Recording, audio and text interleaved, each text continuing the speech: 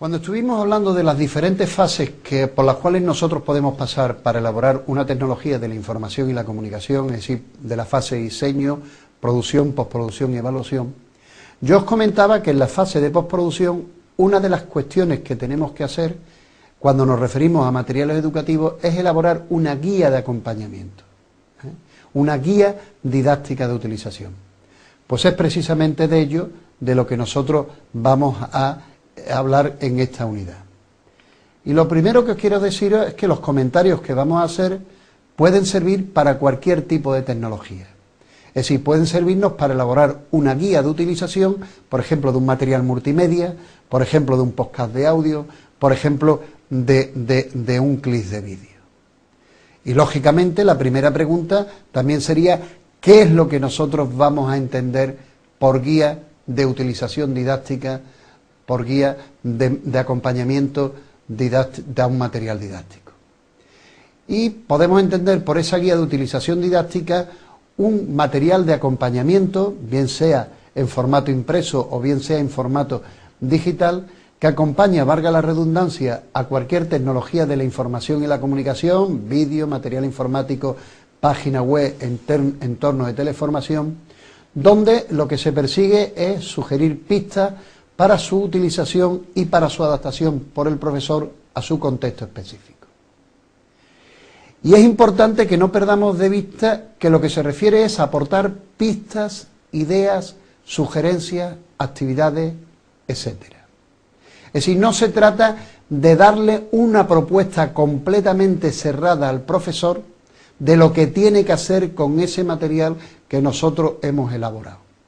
puesto que siempre será el profesor el que en función de las características de su grupo, en función de su contexto, en función de los objetivos que persiga o en función de cuáles son los problemas de comunicación que quiere plantearse,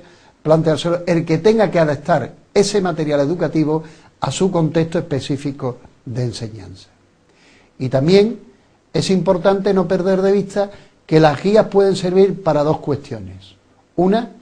para darle pistas cuando el alumno trabaja de forma individual con ese material y por tanto indicarle qué es lo que tiene que hacer, qué diferentes fases debe seguir, qué tiempo tiene que invertir. Y otra también cuando un profesor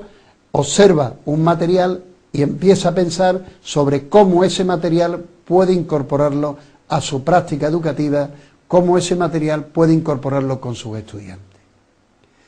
Y dicho estos aspectos introductorios, pues vendrá la última cuestión, y sería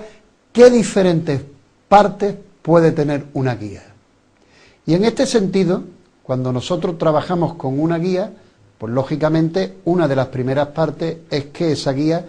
tenga con toda claridad, especifique con toda claridad cuál es el nombre del programa, a qué programa concreto se refiere. También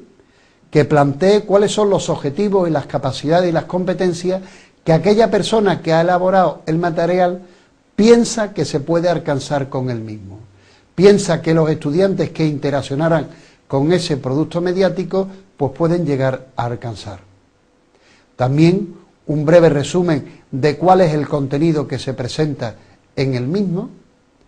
así también como una ficha técnica, es decir, una información técnica sobre en qué año se ha producido, quién ha sido el equipo de producción, qué personas han intervenido en la producción del mismo, qué tipo de materiales se han podido utilizar para su producción, si es un material multimedia, qué tipo de software específico se necesita para su observación, etcétera, etcétera. Es también aconsejable que en esa guía aparezca cuál puede ser el nivel o los niveles educativos que es recomendable que el profesor incorpore esta tecnología. Otra de las partes de esa guía es concretar alguna propuesta de utilización y algunas actividades que el profesor puede utilizar, pues por ejemplo, si estamos hablando de un vídeo antes de su visionado con los estudiantes,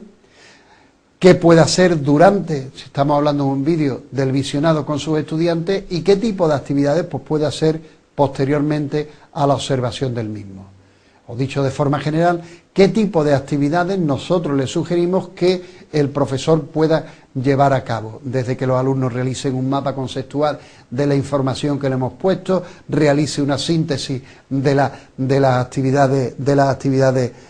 una síntesis de la información que le aparezca, que se produzca un debate en el foro, en el blog que en un momento determinado tenemos para el aula, etcétera. Y puede ser también interesante que en la guía aparezcan aquellos términos y vocabularios que la persona que ha producido la tecnología pues piensa que es aconsejable que los alumnos dominen antes de que se encuentren con el programa. Y en este caso puede ser interesante que el profesor, por ejemplo, si estamos hablando de un vídeo, en esa fase inicial pues le aclare lo que en ese programa concreto se va a entender con esa tecnología. Y por supuesto, en estos elementos que os estoy presentando no acaban las diferentes partes de una guía, sino pueden incorporarse otro tipo de aspectos que en un momento determinado la persona que ha producido esa tecnología pues considera que es importante que el profesor pues pueda tener información sobre la misma. Si os fijáis, en la guía de lo que se pretende es que una persona, antes de acceder a todo el material, pues pueda ver de forma sintética, de forma analítica, de en qué consiste ese material, para qué tipo de grupo diana de receptores se ha pensado, qué tipo de minutaje tiene, etcétera, etcétera.